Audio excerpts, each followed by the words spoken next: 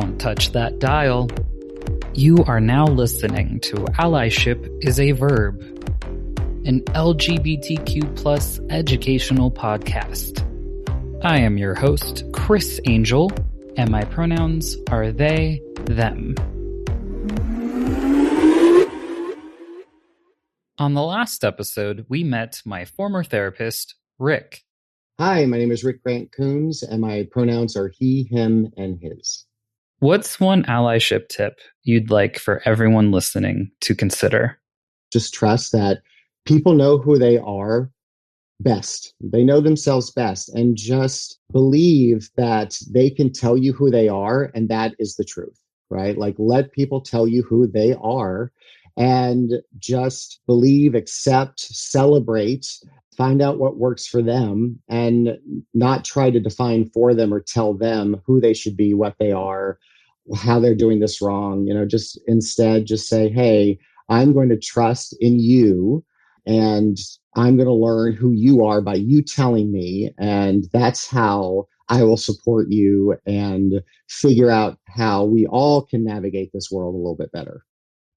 Before I dive in, some quick housekeeping. First off, I wanted to take a moment to thank Jazz for becoming a new monthly supporter. So, thank you, Jazz. Super appreciate you doing that. Monthly contributions help me to pay my audio engineer and the software I use to make all of this happen. It's just me and my audio engineer, and it's hard work. Just one guest episode can take almost 20 hours from start to finish. My goal is to make enough to cover the costs to produce this podcast and ideally also pay all of my guests for their time and sharing their lived experiences. That would mean a great deal to me and to them too, I'm sure. So, just know that's what your monthly contributions go to should you decide to help in that way, and all amounts are appreciated. Secondly, if you're listening on Spotify, there's now an opportunity to interact with me through polls. I don't know if I'll always have one for each episode, but I thought it would be a great way to connect with y'all more intentionally.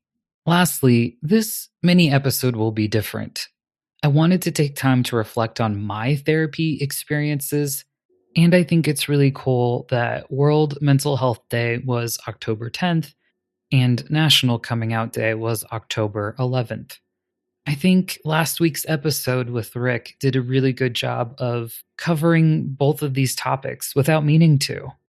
The first time I had a therapist was when I entered foster care in the early 2000s. I was a ninth grader in high school, finishing up my freshman year, and without diving into the details, I wasn't happy in therapy because it was forced on me. I didn't trust the first or second therapist at all because I'd already had a poor experience with my emergency social worker.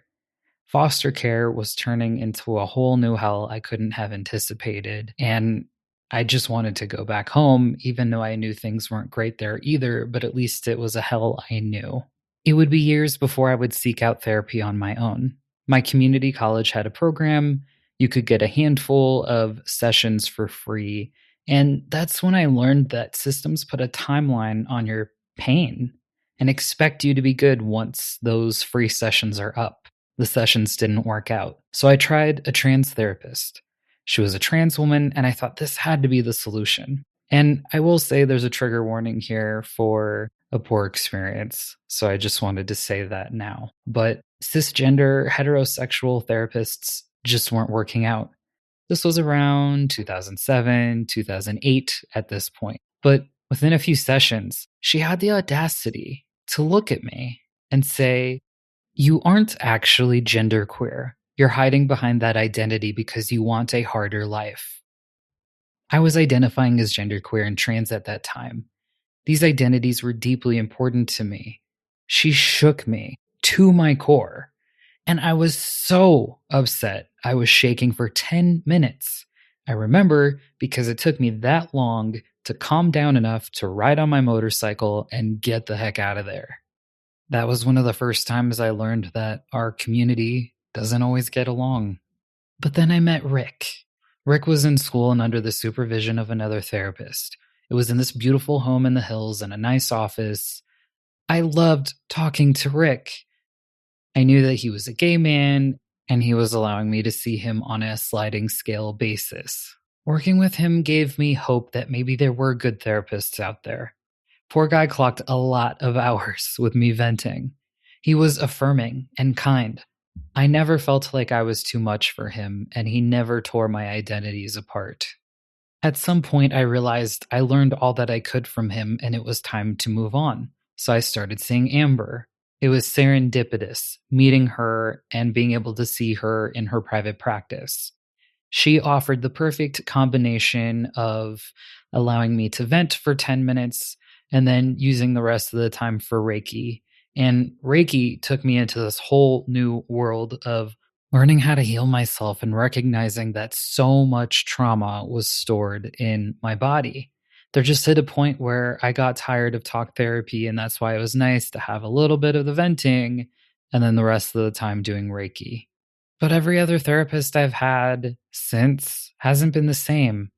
I had one attempt to be my mom, another one claimed that, yes, I've taken a course in homosexuality and noped the heck out of there.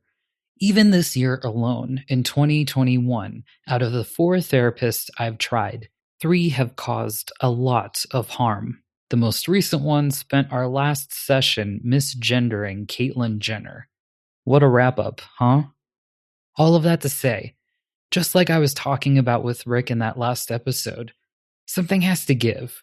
Mental health professionals deserve to do their job without dealing with the red tape of the medical healthcare system and billing nightmares. They deserve a living wage, and those seeking therapy deserve access to it in a way with ease, without needing diagnosis, and something that is affordable without compromising on quality so that they can attend all of the sessions they need to without worrying about wrapping things up in a pretty little bow in 5 to 10 sessions. So, how do we get there? I don't know, friend. I think by first acknowledging that we don't currently have a system that works. And now let's dive into self-reflection questions. Number 1, does the mental health professional honor your identities? Is it important for them to reflect any of your communities? Number 2, are they a specialist or have any training in the topics most important for you to work through?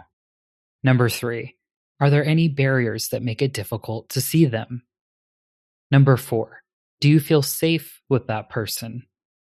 Number 5, do you have a gut feeling telling you it isn't a good match? Number 6, does the relationship feel healthy? Number 7, do you feel you've learned all you can from them? And with all of that, just know you deserve to take care of and have access to quality mental health care. And now for mental health professionals. Before taking on a new client or patient, ask yourself, number 1, is this a community I've learned about? Number 2, do I feel I can serve this community without inflicting unintentional harm?